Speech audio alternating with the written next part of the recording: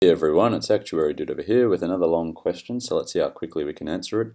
The force of interest delta t is a function of time, and at any time t measured in years is given by the formula, all of that.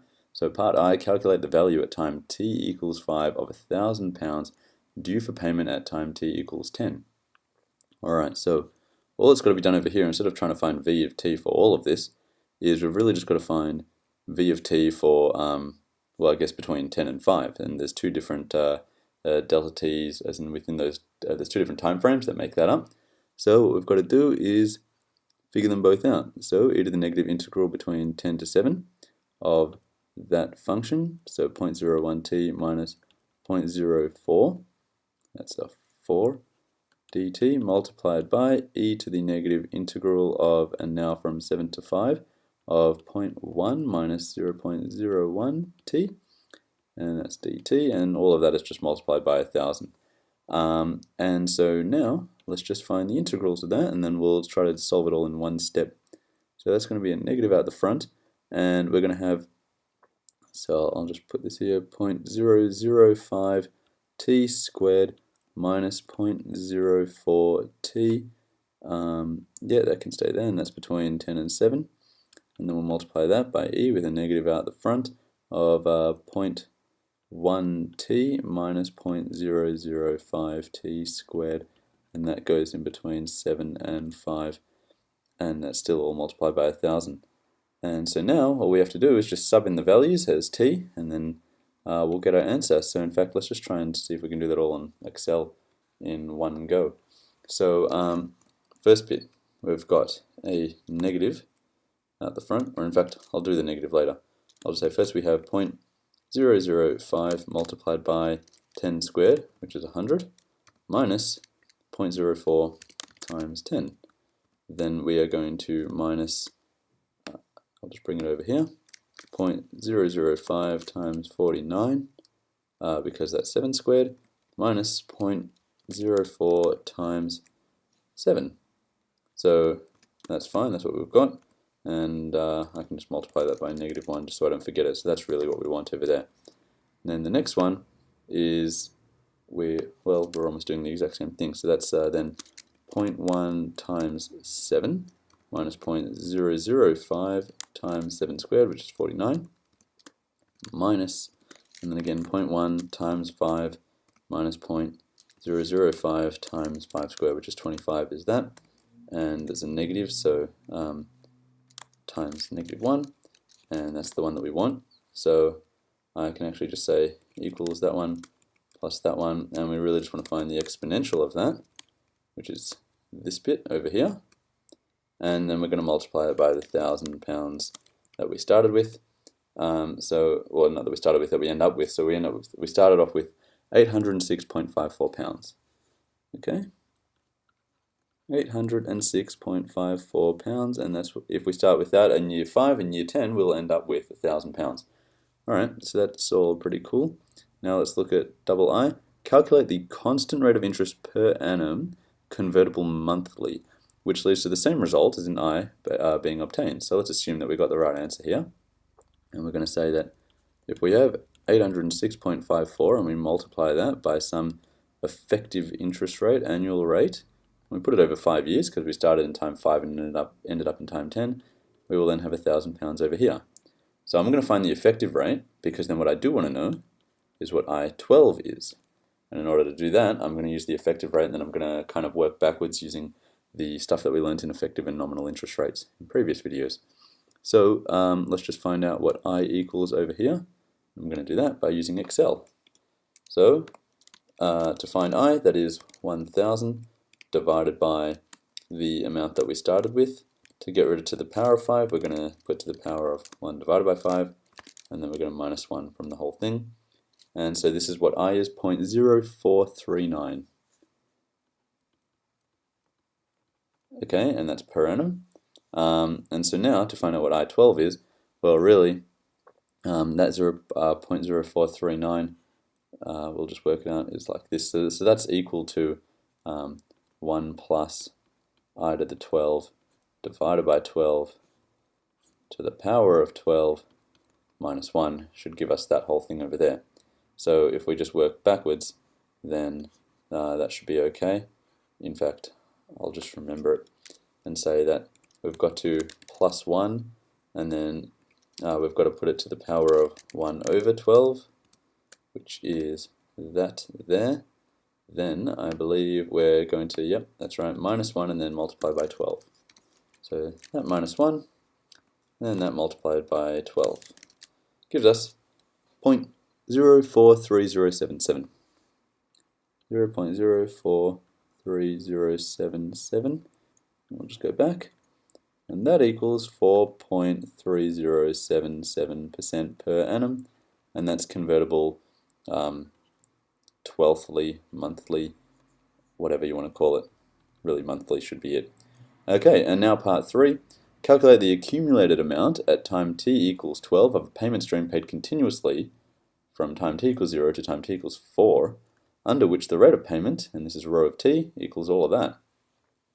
Okay, so basically what I want to do over here is I want to bring this to its present value and then multiply it by some sort of accumulation factor, which it would just be e to the integral of all of these multiplied by each other, and then subbed in 12 into t. So that's what I want to do. And to find the present value, I've then got to discount this back using e to the negative this delta t over here, and finding the integral of all of that. So let's see how quickly I can do this. So like I said, I'm going to have some sort of accumulation factor, a of 12, and then I'm going to multiply that by the present value, so that's between 4 and 0, and the amount was, if I remember correctly, it was 100 e to the 0.02 t, I think. And so then I've got to multiply that by v of t when t is between 0 and 4. And in that case, it's going to be e to the negative 0.06 t. That's right. And if you want to know how I got that, please ask in the comments section.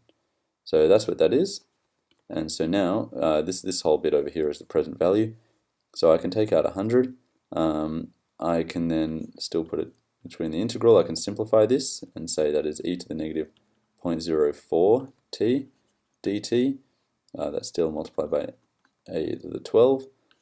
Then to find the integral of this, it's the same function divided by the derivative of the index, which means we can take that bit out over there. So that's 100 divided by negative 0.04 multiplied by e to the negative 0.04 over there. And that should be the square brackets, and that goes between 4 and 0, and still multiplied by that a to the 12 bit over there. So we can use Excel to find whatever that number will be.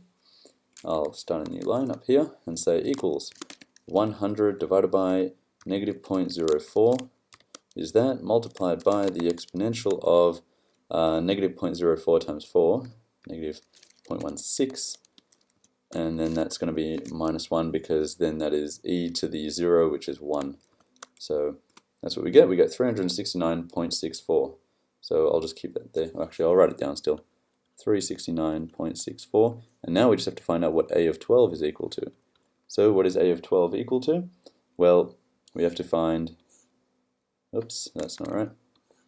We have to find e to the integral of all of this. So I'll do that. So that was, firstly, we've got e to the 0.06, but we've got to put it in between 4 and 0.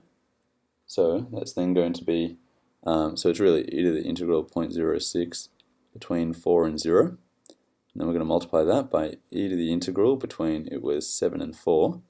And I'll write down what that one was, multiplied by e to the integral between now 12 and 7, and we'll write down what rate that was. So let's see, that was 0.1 minus 0.01 t, and 0.01 minus 0.04. Okay, so it was 0.1 minus 0.01 t, and that was 0.01, what was that? Almost can't remember now.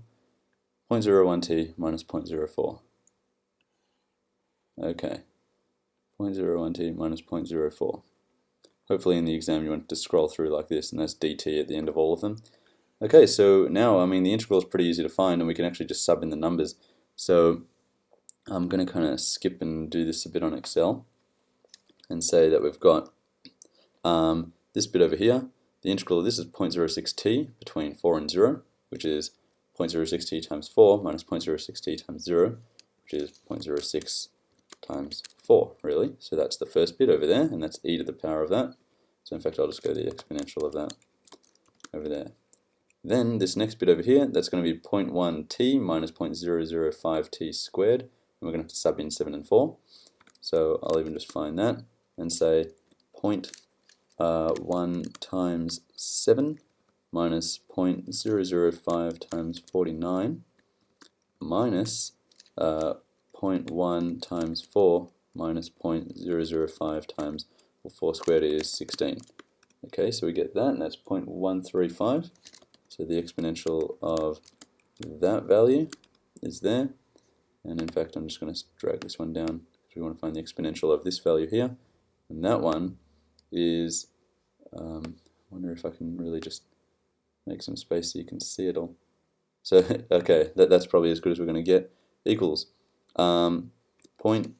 so I'll put it in brackets, 0.005 times, well, that's going to be a t squared, and that's of 12, so times 144, minus 0.04 times t, which is 12 in this case, and we're going to minus our 0.005 times t squared, which is 7 squared, 49, minus 0.04 times t, which is 7 in this case.